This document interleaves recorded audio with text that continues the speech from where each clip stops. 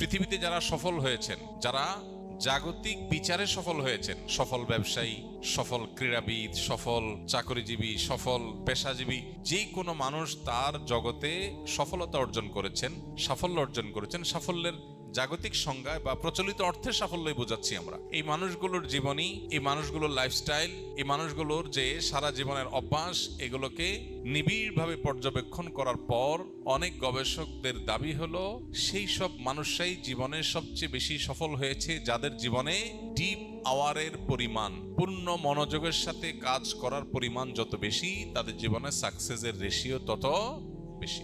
অর্থাৎ আপনি কোনো কাজে পরিপূর্ণ মনোযোগ কতক্ষণ রাখতে পারছেন, এটা আপনার সাফল্যের অনেক গুরুত্বপূর্ণ একটা শর্ত। যে একটা কাজ করতে গিয়ে 5টা কথা মনে আসে, একদিকে চলে গেলে আরেক দিকে তার মাথা চলে যায়, তার জন্য সাফল্য খুব কঠিন। যে কোনো কাজ করার জন্য পরিপূর্ণ মনোযোগ দিয়ে করে, জগতে যাই হোক, সে তার কাজ থেকে